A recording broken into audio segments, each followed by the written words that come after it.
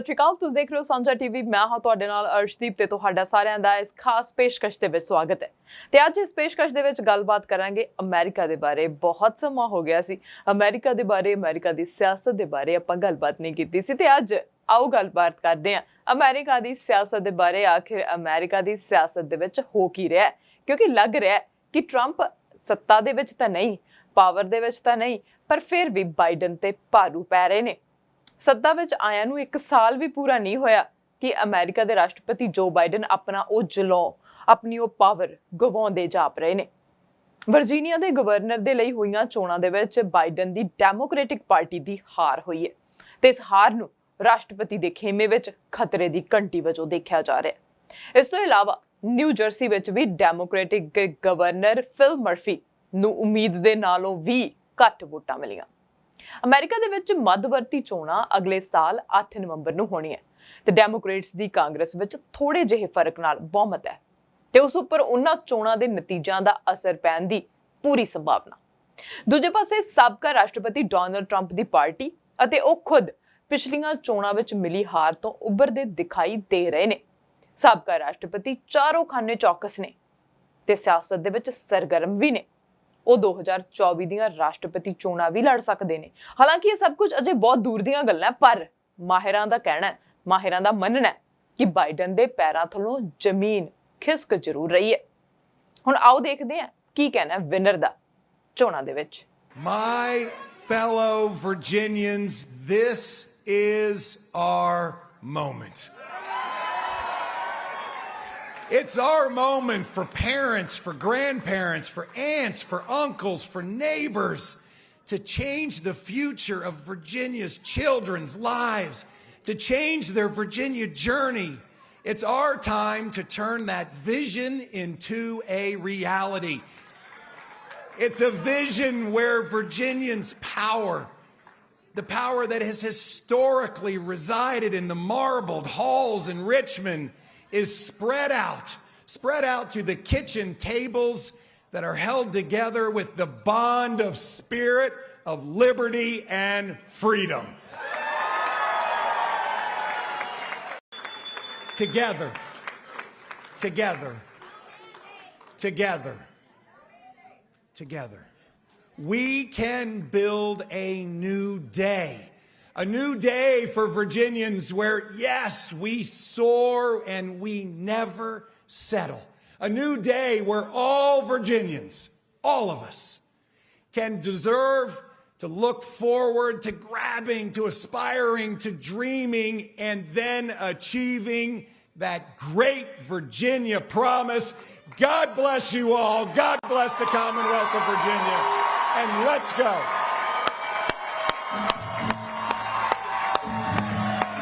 Folks, as I said long ago, this is a different state. When Ralph and I were elected 8 years ago, we have made our state open and welcoming, but the fight continues. We got to make sure we protect women's right to choose here in the Commonwealth of Virginia. We got to make sure everybody gets quality, affordable health care here in the Commonwealth of Virginia. Everybody's entitled to a world-class education here in the Commonwealth of Virginia. And we are going to continue that fight tonight and every day going forward. So I just want to thank all of you for what you have meant to us. I look around this room and I see so many friends we've worked with for many years. This is a different state. We are the greatest state in the United States of America, and it's because of you. Thank you. God bless you. And let's go on and forward. ਤੇ ਚੋਣਾਂ ਦੇ ਨਤੀਜੇ ਆਉਣ ਤੋਂ ਪਹਿਲਾਂ ਰਾਸ਼ਟਰਪਤੀ ਜੋ Biden ਪੂਰੇ ਹੌਸਲੇ ਦੇ ਨਾਲ, ਪੂਰੀ ਹਿੰਮਤ ਦੇ ਨਾਲ, ਪੂਰੇ ਕੌਨਫੀਡੈਂਸ ਦੇ ਨਾਲ ਇਹ ਕਹਿ ਰਹੇ ਸੀ ਕਿ ਅਸੀਂ ਹੀ ਇਹਨਾਂ ਚੋਣਾਂ ਦੇ ਵਿੱਚ ਬਾਜੀ ਮਾਰਾਂਗੇ। ਪਰ ਜੋ ਬਾਈਡਨ ਨੇ ਚੋਣਾਂ ਦੇ ਨਤੀਜੇ ਆਉਣ ਤੋਂ ਬਾਅਦ ਕਿਹਾ ਕਿ ਲੋਕ ਬਹੁਤ ਸਾਰੀਆਂ ਚੀਜ਼ਾਂ ਬਾਰੇ ਪਰੇਸ਼ਾਨ ਤੇ ਅਨਿਸ਼ਚਿਤ ਹਨ। ਜਦੋਂ ਡੈਮੋਕ੍ਰੇਟਸ ਨੂੰ ਵਰਜੀਨੀਆ ਵਿੱਚ ਗਵਰਨੇਟੋਰੀਅਲ ਸੀਟ ਦੇ ਨੁਕਸਾਨ ਦਾ ਸਾਹਮਣਾ ਕਰਨਾ ਪਿਆ, ਤਾਂ ਬਾਈਡਨ ਨੇ ਕਿਹਾ ਕਿ ਅਜਿਹੀਆਂ ਚੋਣਾਂ ਵਿੱਚ ਕੁਝ ਵੀ ਨਤੀਜੇ ਹੱਥ ਵਿੱਚ ਨਹੀਂ ਹੁੰਦੇ, ਪਰ ਜੋ ਨਤੀਜੇ ਆਏ ਐਕਸੈਪਟ ਕਰਦੇ ਨੇ।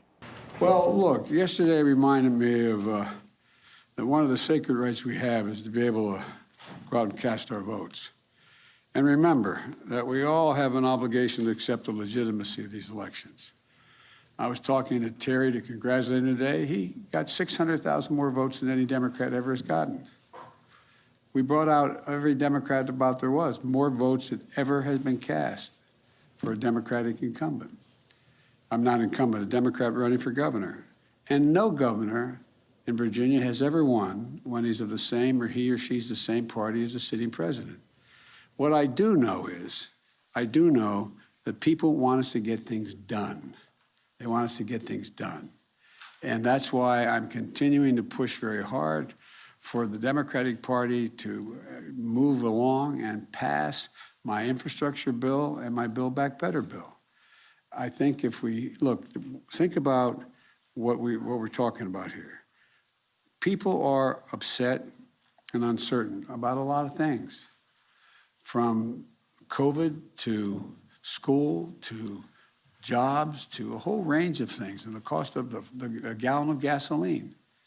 And so if I'm able to pass, sign into law, my Build Back Better initiative, I'm in a position where you're going to see a lot of those things ameliorated. I think we should have passed before Election Day, but I'm not sure that I would be able to have changed the number of very conservative folks who turned out in the red districts who were Trump voters, but maybe. No, I know we did, but I was running against Donald. ਤੇ ਆਖਿਰ America ਵਿੱਚ ਹੋ ਕੀ ਰਿਹਾ? ਪਿਛਲੇ ਮਹੀਨਿਆਂ ਦੇ ਸਰਵੇਖਣਾਂ ਦੇ ਮੁਤਾਬਿਕ ਬਾਈਡਨ ਦੀ ਹਰਮਨ ਪਿਆਰਤਾ ਘਟਦੀ ਰਹੀ ਹੈ ਤੇ ਨਵੰਬਰ ਦੇ ਸ਼ੁਰੂ ਤੱਕ ਇਹ 51% ਰਹਿ ਗਈ। ਨਵੰਬਰ ਵਿੱਚ ਰਿਪਬਲਿਕਨ ਗਲੇਨ ਯੰਕਿਨ ਦੀ ਅਣਕਿਆਸੀ ਜਿੱਤ ਤੇ ਨਿਊ ਜਰਸੀ ਵਿੱਚ ਡੈਮੋਕ੍ਰੇਟ ਮਰਫੀ ਦੇ ਵੋਟ ਆਧਾਰ ਨੂੰ ਲੱਗਿਆ ਖੋਰਾ ਇਸ ਰੁਝਾਨ ਦੀ ਪੁਸ਼ਟੀ ਕਰਦੇ ਨੇ। ਵਰਜੀਨੀਆ ਉਹ ਸੂਬਾ ਜਿੱਥੇ ਪਿਛਲੇ ਸਾਲ ਹੋਈਆਂ ਰਾਸ਼ਟਰਪਤੀ ਚੋਣਾਂ ਦੇ ਵਿੱਚ ਬਾਈਡਨ ਖੇਮੇ ਦੀ ਚੜ੍ਹਤ ਸੀ। ਉੱਤਰੀ ਅਮਰੀਕਾ ਵਿੱਚ ਸਿਆਸਤ ਦਾ ਇੱਕ ਖਾਸ ਰੁਝਾਨ ਹੁੰਦਾ ਹੈ। ਉਹ ਕਹਿੰਦੇ ਨੇ ਇੱਕ ਨਵਾਂ ਰਾਸ਼ਟਰਪਤੀ ਚੁਣਿਆ ਜਾਂਦਾ ਹੈ। ਪ੍ਰਸਿੱਧੀ ਦੀ ਸ਼ੁਰੂਆਤੀ ਲਹਿਰ ਤੋਂ ਬਾਅਦ ਉਹਨਾਂ ਨੂੰ ਆਪਣਾ ਏਜੰਡਾ ਅੱਗੇ ਵਧਾਉਣ ਦੀਆਂ ਕੋਸ਼ਿਸ਼ਾਂ ਵਿੱਚ ਵਿਰੋਧ ਚੱਲਣਾ ਪੈਂਦਾ ਹੈ। ਉਹ ਆਪਣੀ ਪਾਰਟੀ, ਜਿਸ ਨੇ ਤਾਜ਼ਾ ਹਾਰ ਕਾਰਨ ਆਪਣੀ ਤਾਕਤ ਗੁਆਈ ਹੁੰਦੀ ਹੈ, ਵਿਰੋਧੀ ਧਿਰ ਵਿੱਚ ਇਕੱਠੀ ਹੁੰਦੀ ਹੈ, ਜਦਕਿ ਸੱਤਾਧਾਰੀ ਪਾਰਟੀ ਅੰਦਰੂਨੀ ਪਾੜਿਆਂ ਤੋਂ ਪੀੜਿਤ ਹੋ ਜਾਂਦੀ ਹੈ। ਇਹ ਰੁਝਾਨ ਇਸ ਤੋਂ ਪਹਿਲੇ ਰਾਸ਼ਟਰਪਤੀ ਬਿਲ ਕਲਿੰਟਨ, ਬਰਾਕ ਓਬਾਮਾ ਤੇ ਖੁਦ ਟਰੰਪ ਦੇ ਕਾਰਜਕਾਲ ਦੇ ਦੌਰਾਨ ਅਤੇ ਜਾਰਜ ਬੁਸ਼ ਦੇ ਦੂਜੇ ਕਾਰਜਕਾਲ ਦੇ ਦੌਰਾਨ ਦੇਖਿਆ ਜਾ ਚੁੱਕਿਆ ਹੈ। ਬਾਈਡਨ ਫਿਲਹਾਲ ਆਪਣੀ ਪਾਰਟੀ ਦੇ ਵੱਲੋਂ ਸੰਸਦ ਨੂੰ ਆਪਣੀਆਂ ਮਹੱਤਵਕਾਂਸ਼ੀ ਸਮਾਜਿਕ ਸੁਰੱਖਿਆ ਸਕੀਮਾਂ ਤੇ ਕਲਾਈਮੇਟ ਚੇਂਜ ਲਈ ਤਜਵੀਜ਼ ਕੀਤੇ ਖਰਚਿਆਂ ਦੇ ਲਈ ਨਾ ਮਨਾ ਸਕਣ ਦਾ ਖਾਮਿਆਜਾ ਭੁਗਤ ਰਹੇ ਨੇ। ਡੈਮੋਕ੍ਰੇਟ ਵੀ ਬਾਈਡਨ ਦੀਆਂ ਸਕੀਮਾਂ ਬਾਰੇ ਇੱਕ ਰਾਏ ਨਹੀਂ ਰੱਖਦੇ। ਕਿਸੇ ਦਾ ਕਹਿਣਾ ਹੈ ਕਿ ਇਹ ਬਹੁਤ ਹੀ ਤੁੱਛ ਹਨ, ਬਲਕਿ ਬਹੁਤ ਛੋਟੀਆਂ ਨੇ, ਤੇ ਦੂਜਿਆਂ ਨੇ ਇਹ ਕਹਿ ਕੇ ਨਕਾਰ ਦਿੱਤੀਆਂ ਕਿ ਬਹੁਤ ਜ਼ਿਆਦਾ ਮਹਿੰਗੀਆਂ ਨੇ। ਇਸ ਤੋਂ ਉੱਪਰੋਂ ਅਗਸਤ ਦੇ ਵਿੱਚ ਆਇਆ ਅਫਗਾਨਿਸਤਾਨ ਵਿੱਚੋਂ ਫੌਜਾਂ ਸੱਦਣ ਦਾ ਫੈਸਲਾ ਤੇ ਉਸ ਦੌਰਾਨ ਫੈਲੀ ਅਫੜਾ ਤਫੜੀ। ਓਪੀਨੀਅਨ ਪੋਲ ਦਰਸਾਉਂਦੇ ਆ ਕਿ ਬਾਈਡਨ ਪ੍ਰਸ਼ਾਸਨ ਨੇ ਜਿਸ ਤਰੀਕੇ ਦੇ ਨਾਲ ਫੌਜਾਂ ਕੱਢਣ ਦੇ ਕੰਮ ਦਾ ਇੰਤਜ਼ਾਰ ਕੀਤਾ, ਜਨਤਾ ਉਸ ਤੋਂ ਨਾਖੁਸ਼ ਹੈ। ਟਰੰਪ ਨੇ ਇੱਕ ਰੈਲੀ ਵਿੱਚ ਹਿੱਸਾ ਲਿਆ ਸੀ। ਵੋਟਾਂ ਹਾਰਨ ਤੋਂ ਬਾਅਦ ਰੈਲੀ ਵਿੱਚ ਹਿੱਸਾ ਲਿਆ ਸੀ। ਉਹਨਾਂ ਵੈਕਸੀਨ ਨੂੰ ਲੈ ਕੇ, ਅਫਗਾਨਿਸਤਾਨ ਨੂੰ ਲੈ ਕੇ ਕਾਫੀ ਟਿੱਪਣੀਆਂ ਕੀਤੀਆਂ। ਇਸ ਦੇ ਨਾਲ ਮੀਡੀਆ ਦੇ ਵਿੱਚ ਵੀ ਇਹ ਚਰਚਾ ਜ਼ੋਰ ਫੜ ਗਈ ਕਿ ਟਰੰਪ 2024 ਦੀ ਰਾਸ਼ਟਰਪਤੀ ਚੋਣ ਵਿੱਚ ਮੁੜ ਖੜੇ ਹੋਣਗੇ। ਬੀਤੇ ਹਫ਼ਤੇ ਆਇਓਵਾ ਸੂਬੇ ਦੇ ਵਿੱਚ ਰੈਲੀ ਦੇ ਦੌਰਾਨ ਟਰੰਪ ਨੇ ਬਾਈਡਨ ਸਰਕਾਰ ਤੇ ਸਿਆਸੀ ਹਮਲੇ ਕੀਤੇ। ਬਾਈਡਨ ਸਰਕਾਰ ਦੀਆਂ ਨਾਕਾਮੀਆਂ ਦਾ ਬਖਾਨ ਵੀ ਕੀਤਾ। Biden failed totally on the pandemic, and he's now overseeing the greatest foreign policy humiliation in the history of the United States of America. This is the greatest humiliation I've ever seen.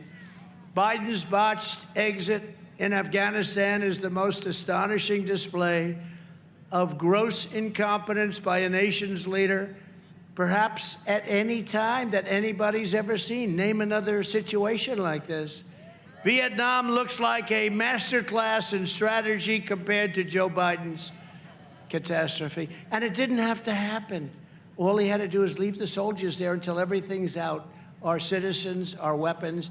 Then you bomb the hell out of the bases. We have 5 bases. And you say, bye-bye. This will go down as one of the great military defeats of all time. And it did not have to happen that way. This is not a withdrawal. This was a total surrender. They surrender for no reason. So we had a deal where we were going to get out with great honor, and they weren't going to play games. And we had to meld it in with the government, but I've never been a big fan of Ghani. I always said he was a total crook. I've said it for years. It turned out he was a crook. He was a crook, and he left. He fled. He fled with a lot of cash. What we've done, how we got into that mess is just amazing. But We could have gotten out with honor, and we should have gotten out with honor, and instead we got out with the exact opposite of honor. We will make America safe again. ਹੁਣ ਜਿਵੇਂ ਅਸੀਂ ਗੱਲਬਾਤ ਕਰ ਰਹੇ ਹਾਂ ਕਿ Trump ਤੇ Republican ਪੂਰੀ ਤਰ੍ਹਾਂ ਜੋਸ਼ ਦੇ ਵਿੱਚ ਨੇ, ਅਜੇ ਵੀ ਕੰਮ ਕਰ ਰਹੇ ਨੇ, ਪਰ ਕੀ ਕੁਝ ਉਹਨਾਂ ਦੇ ਦੁਆਰਾ ਕੀਤਾ ਜਾ ਰਿਹਾ? ਟਰੰਪ ਵੱਲੋਂ ਰੈਲੀ ਕੀਤੀ ਜਾ ਰਹੀ ਹੈ, ਲੋਕਾਂ ਨੂੰ ਮਿਲਿਆ ਜਾ ਰਿਹਾ। ਪਹਿਲਾਂ ਥੋੜਾ ਟਾਈਮ ਉਹ ਗਾਇਬ ਰਹੇ, ਉਹਨਾਂ ਬਾਰੇ ਕੋਈ ਖਬਰ ਸਾਹਮਣੇ ਨਹੀਂ ਆ ਰਹੀ ਸੀ, ਪਰ ਜਦੋਂ ਅਚਾਨਕ ਉਹਨਾਂ ਨੇ ਰੈਲੀਆਂ ਵਿੱਚ ਹਿੱਸਾ ਲਿਆ, ਉਹਨਾਂ ਨੇ ਆਪਣੇ ਉਮੀਦਵਾਰਾਂ ਦੇ ਹੱਕ ਦੇ ਵਿੱਚ ਰੈਲੀਆਂ ਕੀਤੀਆਂ, ਤਾਂ ਇਸ ਤੋਂ ਸਾਰਿਆਂ ਨੂੰ ਲੱਗਣ ਲੱਗਿਆ ਕਿ 2024 ਦੂਰ ਨਹੀਂ ਤੇ 2024 ਦੇ ਵਿੱਚ ਫਿਰ ਤੋਂ ਟਰੰਪ ਵੋਟਾਂ ਦੇ ਵਿੱਚ ਖੜੇ ਹੋਣ ਦੇ ਲਈ ਅੱਗੇ ਆ ਸਕਦੇ ਨੇ।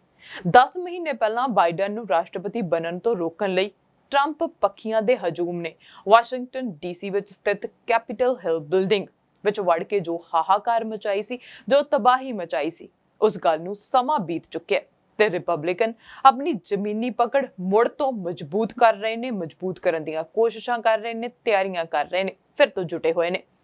ਟਰੰਪ ਜੋ ਲਗਾਤਾਰ ਬਿਨਾਂ ਸਬੂਤ ਦੇ ਦਾਅਵੇ ਕਰਦੇ ਨੇ ਕਿ ਬਾਈਡਨ ਧੋਖਾਧੜੀ ਨਾਲ ਚੋਣਾਂ ਜਿੱਤੇ ਨੇ, ਉਹ ਸਿਆਸਤ ਵਿੱਚ ਅਜੇ ਸਰਗਰਮ ਨੇ ਅਤੇ 2024 ਦੀਆਂ ਰਾਸ਼ਟਰਪਤੀ ਚੋਣਾਂ ਵੀ ਲੜ ਸਕਦੇ ਨੇ। ਰਿਪਬਲਿਕਨ ਪਾਰਟੀ ਵਿੱਚ ਉਹ ਬਹੁਤ ਘੱਟ ਆਗੂ ਨੇ ਜੋ ਕੈਪੀਟਲ ਹਿੱਲ ਦੀ ਘਟਨਾ ਤੋਂ ਬਾਅਦ ਟਰੰਪ ਨਾਲੋਂ ਅਲੱਗਾ ਹੋਏ ਹੋਣ। ਇਸ ਦੀ ਵੱਡੀ ਵਜ੍ਹਾ ਵੋਟਰਾਂ ਨੂੰ ਖਫਾ ਕਰ ਲੈਣ ਦਾ ਡਰ ਵੀ ਹੋ ਸਕਦਾ ਹੈ।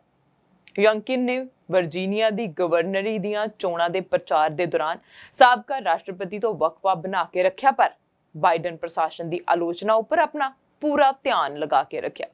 ਚੋਣਾਂ ਦੇ ਦੌਰਾਨ ਯੰਕਿਨ ਨੇ ਆਰਥਿਕਤਾ ਦੀ ਸੁਸਤ ਰਫ਼ਤਾਰ ਤੇ ਵੱਧਦੀ ਮਹਿੰਗਾਈ ਨੂੰ ਮੁੱਦਾ ਬਣਾਇਆ। ਹਾਲਾਂਕਿ ਸਾਬਕਾ ਰਾਸ਼ਟਰਪਤੀ ਚੋਣ ਪ੍ਰਚਾਰ ਵਿੱਚ ਨਹੀਂ ਸਨ, ਫਿਰ ਵੀ ਡੈਮੋਕ੍ਰੇਟਸ ਨੂੰ ਆਪਣੇ ਵੋਟਰਾਂ ਨੂੰ ਸੰਜੋਈ ਰੱਖਣ ਵਿੱਚ ਔਕੜਾਂ ਦਾ ਸਾਹਮਣਾ ਕਰਨਾ ਪਿਆ। ਤੇ ਤੁਹਾਨੂੰ ਜਿਵੇਂ ਟਰੰਪ ਦੀ ਰੈਲੀ ਬਾਰੇ ਜ਼ਿਕਰ ਕੀਤਾ, ਉਸ ਵਿੱਚ ਟਰੰਪ ਨੇ ਹਾਲੇ ਤੱਕ ਨਹੀਂ ਮੰਨਿਆ ਕਿ ਮੈਂ ਹਾਰ ਗਿਆ ਹਾਂ। ਉਹਨਾਂ ਕਿਹਾ ਕਿ ਤੁਹਾਨੂੰ ਯਾਦ ਹੋਣਾ ਹਿਲੇਰੀ ਕਲਿੰਟਨ, ਉਹਨਾਂ ਨੇ ਕੰਸੀਡ ਕਰ ਲਿਆ ਸੀ, ਹਾਰ ਮੰਨ ਲਈ ਸੀ, ਪਰ ਮੈਂ ਕਦੇ ਵੀ ਹਾਰ ਨਹੀਂ ਮੰਨੀ ਤੇ ਹੋਰ ਬਹੁਤ ਕੁਝ ਕਿਹਾ। Can you imagine if I were president and had these numbers? And you know, some people thought, first of all, he didn't get elected. Okay, forget that. But some people said, oh, sir, it was COVID. ਤੇ ਰਾਸ਼ਟਰਪਤੀ ਜੋ Biden ਦੀ ਸਾਖ ਲਗਾਤਾਰ ਡਿੱਗਦੀ ਹੀ ਜਾ ਰਹੀ ਹੈ। ਇਸ ਸਾਲ ਅਪ੍ਰੈਲ ਦੇ ਵਿੱਚ ਇੱਕ ਨਿਊਜ਼ ਚੈਨਲ ਨੇ ਪਹਿਲਾ ਸਰਵੇਖਣ ਕਰਵਾਇਆ ਸੀ, ਉਸ ਤੋਂ ਬਾਅਦ ਉਹਨਾਂ ਦੀ ਰੇਟਿੰਗ 10 ਅੰਕ ਡਿੱਗ ਗਈ ਹੈ। ਵੋਟਾਂ ਦੇ 9 ਮਹੀਨੇ ਬਾਅਦ ਰੇਟਿੰਗ ਡਿੱਗ ਕੇ 42% ਹੋ ਗਈ ਹੈ। ਇਸ ਤੋਂ ਪਹਿਲਾਂ ਸ਼ੁਰੂਆਤੀ ਸਟੇਜ ਵਿੱਚ ਬਾਈਡਨ ਤੋਂ ਇਲਾਵਾ ਸਾਬਕਾ ਰਾਸ਼ਟਰਪਤੀ ਟਰੰਪ ਦੀ ਲੋਕਪ੍ਰਿਯਤਾ ਘਟੀ ਸੀ। ਸਰਵੇ ਤੋਂ ਪਤਾ ਚੱਲਿਆ ਕਿ 71% ਲੋਕਾਂ ਦਾ ਮੰਨਣਾ ਹੈ ਕਿ ਦੇਸ਼ ਗਲਤ ਦਿਸ਼ਾ ਵੱਲ ਜਾ ਰਿਹਾ ਹੈ। 1/4 ਤੋਂ ਵੀ ਘੱਟ ਲੋਕਾਂ ਦਾ ਮੰਨਣਾ ਹੈ ਕਿ ਦੇਸ਼ ਸਹੀ ਹੱਥਾਂ ਵਿੱਚ ਹੈ। ਸਰਵੇ ਦੇ ਵਿੱਚ 75% ਲੋਕਾਂ ਨੇ ਅਰਥ ਵਿਵਸਥਾ ਦੇ ਮਾਮਲੇ ਵਿੱਚ ਬਾਈਡਨ ਨੂੰ ਨਾਕਾਮ ਦੱਸਿਆ। ਹਾਲਾਂਕਿ G20 ਬੈਠਕ ਤੋਂ ਬਾਅਦ ਪ੍ਰੈਸ ਕਾਨਫਰੰਸ ਦੇ ਵਿੱਚ ਬਾਈਡਨ ਨੇ ਡਿੱਗਦੀ ਰੇਟਿੰਗ ਦੀ ਚਿੰਤਾਵਾਂ ਨੂੰ ਸਿਰੇ ਤੋਂ ਖਾਰਜ ਕਰ ਦਿੱਤਾ। ਬਾਈਡਨ ਨੇ ਕਿਹਾ ਕਿ ਮੈਂ ਇਹ ਯਕੀਨੀ ਬਣਾਉਣ ਲਈ ਰਾਸ਼ਟਰਪਤੀ ਨਹੀਂ ਹਾਂ ਕਿ ਅਗਲੀ ਚੋਣਾਂ ਵਿੱਚ ਕਿੰਨਾ ਚੰਗਾ ਕਰਨ ਜਾ ਰਿਹਾ ਹਾਂ, ਮੈਂ ਅਮਰੀਕੀ ਰਾਸ਼ਟਰਪਤੀ ਦੇ ਤੌਰ ਤੇ ਆਪਣਾ ਕੰਮ ਕਰ ਰਿਹਾ ਹਾਂ।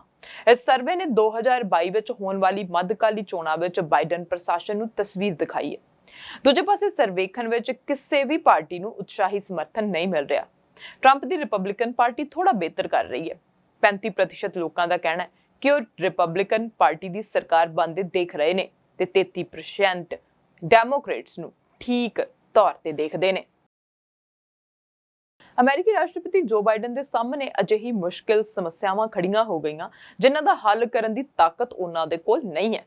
ਇਹ ਗੱਲ ਇੱਕ ਅਮਰੀਕੀ ਟੀਵੀ ਚੈਨਲ ਨੇ ਆਪਣੀ ਵੈਬਸਾਈਟ ਤੇ ਪ੍ਰਕਾਸ਼ਿਤ ਇੱਕ ਵਿਸ਼ਲੇਸ਼ਣ ਦੇ ਵਿੱਚ ਕਹੀ ਸੀ। ਇਸ ਵਿਸ਼ਲੇਸ਼ਣ ਦੇ ਵਿੱਚ ਕਿਹਾ ਗਿਆ ਸੀ ਕਿ ਅਜਿਹੀ ਵੀ ਕਈ ਸਮੱਸਿਆਵਾਂ ਹਨ ਜਿਨ੍ਹਾਂ ਖੁਦ ਰਾਸ਼ਟਰਪਤੀ ਚੁਣਿਆ। ਦੂਜੀ ਮੀਡੀਆ ਰਿਪੋਰਟਾਂ ਵਿੱਚ ਵੀ ਦੱਸਿਆ ਗਿਆ ਕਿ ਕੁਦਰਤੀ ਗੈਸ ਦੀ ਵੱਧਦੀ ਕੀਮਤ, ਵੱਧਦੀ ਮਹਿੰਗਾਈ ਦਰ, ਸਪਲਾਈ ਚੇਨ ਨਾਲ ਜੁੜੀਆਂ ਸਮੱਸਿਆਵਾਂ ਨੇ ਅਮਰੀਕਾ ਦੀ ਘਰੇਲੂ ਮੁਸ਼ਕਲਾਂ ਵਧਾ ਦਿੱਤੀਆਂ। ਰਾਸ਼ਟਰਪਤੀ ਦੀ ਦਿੱਕਤਾਂ ਕਰੋਨਾ ਮਹਾਮਾਰੀ ਦੇ ਕਾਰਨ ਵੀ ਵਧੀਆਂ। ਬਾਈਡਨ ਨੇ ਕਰੋਨਾ ਮਹਾਮਾਰੀ ਤੇ ਕਾਬੂ ਪਾਉਣ ਦੇ ਵਾਅਦੇ ਦੇ ਨਾਲ ਪਿਛਲੇ ਸਾਲ ਰਾਸ਼ਟਰਪਤੀ ਚੋਣ ਜਿੱਤੀ ਸੀ। ਉਹਨਾਂ ਦੇ ਕਾਰਜਕਾਲ ਦੇ ਸ਼ੁਰੂਆਤੀ ਦਿਨਾਂ ਦੇ ਵਿੱਚ ਇਸ ਵਿੱਚ ਕਾਮਯਾਬੀ ਵੀ ਮਿਲੀ, ਲੇਕਿਨ ਉਸ ਤੋਂ ਬਾਅਦ ਹਾਲਾਤ ਮੁੜ ਵਿਗੜ ਗਏ। ਇਸ ਨੂੰ ਸੰਭਾਲਣ ਦੇ ਲਈ ਬਾਈਡਨ ਪ੍ਰਸ਼ਾਸਨ ਨੇ ਮਾਸਕ ਪਹਿਨਣ ਤੇ ਵੈਕਸੀਨ ਲਗਵਾਉਣਾ ਜ਼ਰੂਰੀ ਕੀਤਾ ਤਾਂ ਉਸ ਨਾਲ ਨਵਾਂ ਵਿਵਾਦ ਉੱਠਿਆ।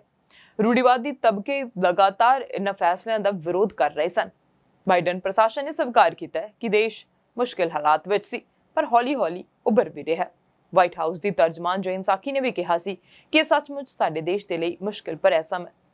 ਵਿਸ਼ਲੇਸ਼ਕਾਂ ਨੇ ਕਿਹਾ ਕਿ ਘਰੇਲੂ ਮੋਰਚੇ ਤੇ ਰਾਸ਼ਟਰਪਤੀ ਦੇ ਹੱਥ ਬੰਨੇ ਹੋਏ ਨੇ।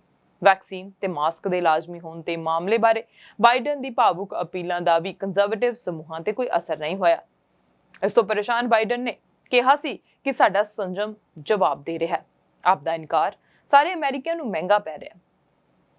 ਫਿਰ ਅਫਗਾਨਿਸਤਾਨ ਤੋਂ ਫੌਜ ਵਾਪਸੀ ਦੇ ਮਾਮਲੇ ਵਿੱਚ ਉਹ ਦੁਰਦਰਸ਼ਤਾ ਦੇਖ ਸਕਦੇ ਨੇ, ਲੇਕਿਨ ਉਹਨਾਂ ਦੀ ਬੇਸਬਰੀ ਦੇ ਕਾਰਨ ਦੁਨੀਆ ਭਰ ਵਿੱਚ ਇਹ ਧਾਰਨਾ ਬਣੀ ਕਿ ਅਮਰੀਕਾ ਹਾਰ ਗਿਆ। ਸਿਆਸੀ ਵਿਸ਼ਲੇਸ਼ਕਾਂ ਦਾ ਕਹਿਣਾ ਕਿ ਇਹ तमाम ਗੱਲਾਂ ਟਰੰਪ ਦੇ ਹੱਕ ਵਿੱਚ ਗਈਆਂ। ਇਸ ਨੂੰ ਸਮਝਦੇ ਹੋਏ ਹੀ ਉਹਨਾਂ ਨੇ ਆਪਣੇ ਸਿਆਸੀ ਸਰਗਰਮੀ ਨੂੰ ਵਧਾਇਆ। ਤੇ ਹੁਣ ਸਾਰਿਆਂ ਦੇ ਮਨਾਂ ਦੇ ਵਿੱਚ ਇੱਕੋ ਹੀ ਸਵਾਲ ਹੈ ਕਿ ਹੁਣ ਕੀ ਹੋ ਸਕਦਾ ਹੈ। ਜਿਵੇਂ ਕਿ ਦੱਸਿਆ ਕਿ ਚੋਣਾਂ ਵਿੱਚ ਅਜੇ 1 ਸਾਲ ਦਾ ਸਮਾਂ ਪਿਆ। ਇਸ ਅਰਸੇ ਦਾ ਘਟਨਾਕ੍ਰਮ ਹੀ ਦੱਸੇਗਾ ਕਿ ਅੱਗੇ ਵਾਈਟ ਹਾਊਸ ਦੀ ਦੌੜ ਕਦੋਂ ਤੇ ਕਿਸ ਰੂਪ ਦੇ ਵਿੱਚ ਸ਼ੁਰੂ ਹੁੰਦੀ ਹੈ।